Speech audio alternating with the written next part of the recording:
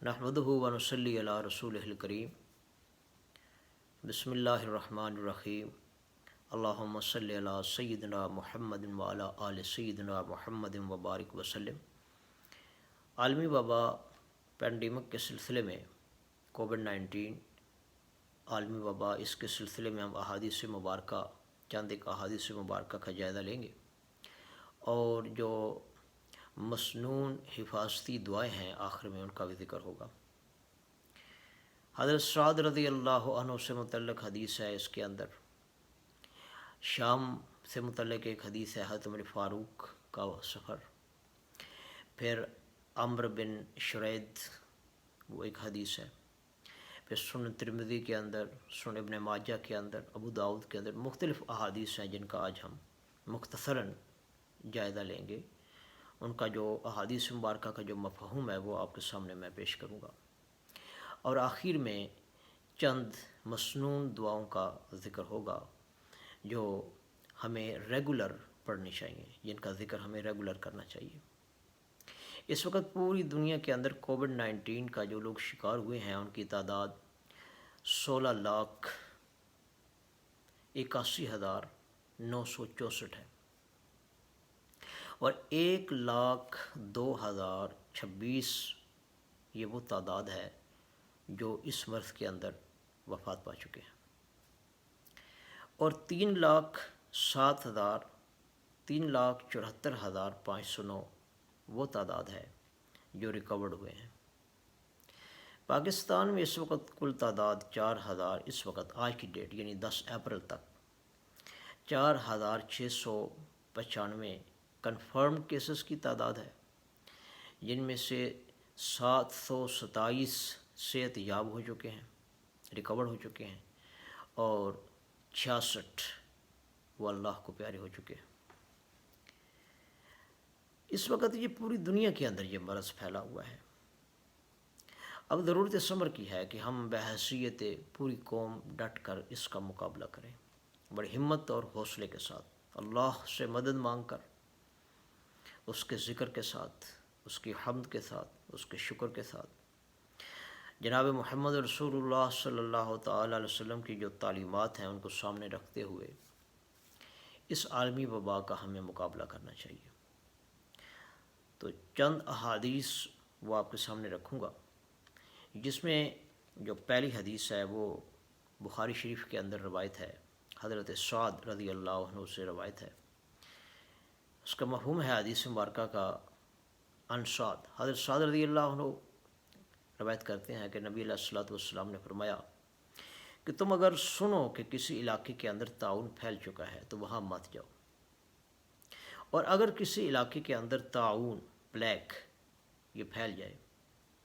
تو تم اگر اس علاقے کے اندر موجود ہو تو وہاں سے مت نکلو۔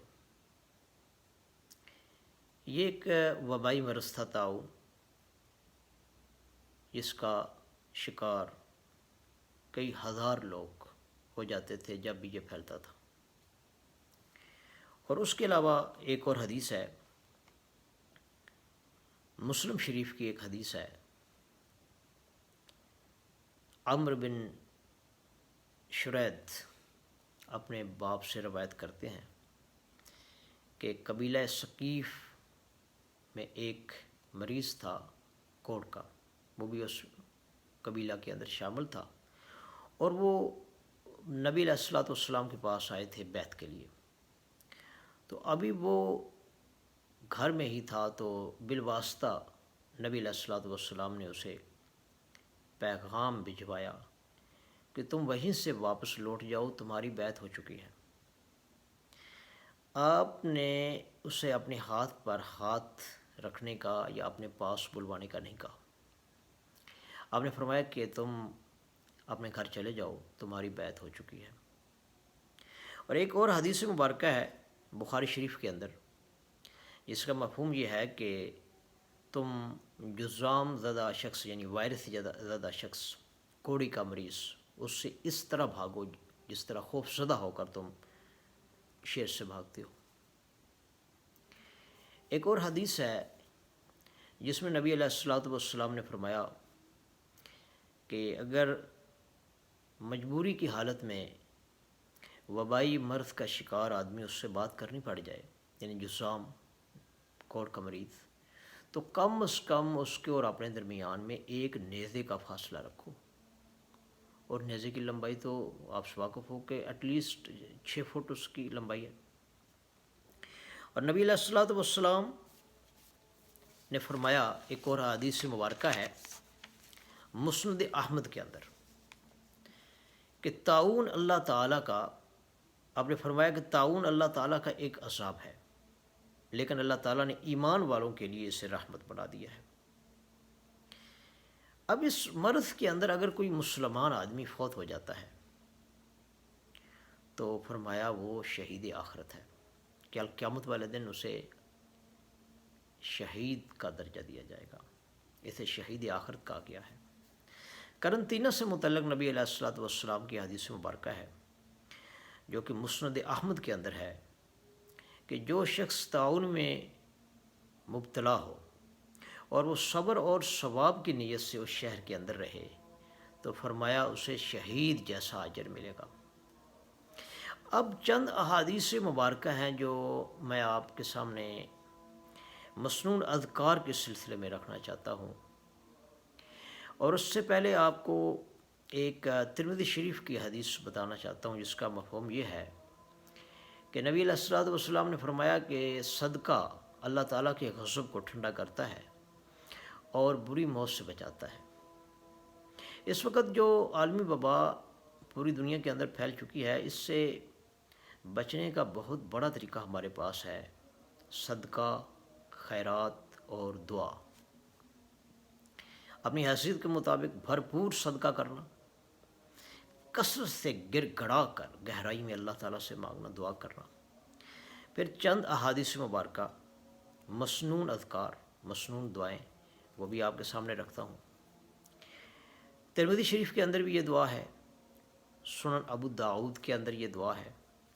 فرمایا 3 دفعہ صبح اس کو پڑھا جائے، 3 دفعہ شام کو۔ بسم اللہ الذی لا یضر مع اسمہ شیء فی الارض ولا فی السماء وہو السمیع العلیم۔ یہ دعا 3 دفعہ صبح پڑھی جائے، 3 دفعہ شام۔ میں ایک دفعہ پھر دہراتا ہوں، بسم اللہ الذی لا یضر مع اسمہ شیء فی الارض ولا فی السماء وہو السمیع العلیم، کہ میں اللہ کے نام سے دن کا آغاز کرتا ہوں کہ جس کے نام سے کوئی چیز آسمانوں اور زمین کی کوئی چیز نقصان نہیں پہنچا سکتی، فی الارض ولا فی السماء وہو السمیع العلیم، اور وہی سننے والا اور وہی جاننے والا ہے۔ ایک اور دعا ہے ترمذی شریف کے اندر، کہ جب کسی آفت زدہ شخص کو دیکھو، جب کسی بیمار آدمی کو دیکھو، کسی تکلیف میں مبتلا آدمی کو جب دیکھو تو یہ دعا پڑھنا مسنون ہے۔ الحمدللہ الذی عافانی مما ابتلاک بہ وفضلنی علی کثیر ممن خلق تفضیلا، کہ یا اللہ تیرا شکر ہے جس نے مجھے عافیت دی جس میں تو مبتلا ہے، یعنی جس شخص کو دیکھ رہے ہو اس کو دیکھ کر یہ دعا پڑھی جائے گی۔ الحمدللہ الذی عافانی مما ابتلاک بہ وفضلنی علی کثیر ممن خلق تفضیلا، کہ یا اللہ تیری تعریف ہے، تیرا شکر ہے جس نے مجھے عافیت دی جس میں تو مبتلا ہے، اور مجھے بہت ساری مخلوق پر فضیلت دی۔ اس دعا کا اہتمام کیا جائے، صبح اور شام کی مسنون دعاؤں کا بھرپور اہتمام کیا جائے۔ ایک اور دعا ہے جس کو 3 دفعہ صبح پڑھا جائے، 3 دفعہ شام پڑھا جائے، اعوذ بکلمات اللہ التامات من شر ما خلق، اعوذ بکلمات اللہ التامات من شر ما خلق، اعوذ بکلمات اللہ التامات من شر ما خلق۔ ایک اور دعا آپ سے شیئر کرنا چاہتا ہوں، جس کا بہت زیادہ فائدہ آپ اپنی زندگی کے اندر پریکٹیکلی دیکھو گے۔ استغفر اللہ الذی لا الہ الا هو الحی القیوم واتوب الیہ، استغفر اللہ الذی لا الہ الا هو الحی القیوم واتوب الیہ۔ اس کے اندر استغفار بھی ہے، لا الہ الا اللہ بھی ہے، توبہ بھی ہے۔ بہت بڑا کلمہ ہے یہ، اللہ تعالیٰ سے رجوع کیا جائے، اللہ تعالیٰ کی بارگاہ میں بڑی لجاجت کے ساتھ، بڑی گہرائی کے ساتھ، بڑی محبت کے ساتھ گر گڑا کر دعا کی جائے، اور جو احتیاطی تدابیر ہیں وہ اختیار کی جائیں، صفائی ستھرائی، طہارت، پاکیزگی، اس کا خاص خیال رکھا جائے۔ صدقہ خیرات اس وقت ویسے بھی اس کی بہت زیادہ ضرورت ہے کہ کتنے لوگ اس وقت بے روزگار ہیں، کتنے غریب مزدور لوگ گھروں کے اندر بیٹھے ہیں۔ اگر آپ لوگ صدقہ خیرات کریں گے تو ان کے گھر کا چولہا بھی گرم ہو جائے گا۔ اللہ تعالیٰ میرا اور آپ کا حامی و ناصر ہو۔ سبحان ربک رب العزت عما یصفون وسلام علی المرسلین والحمد للہ رب العالمین۔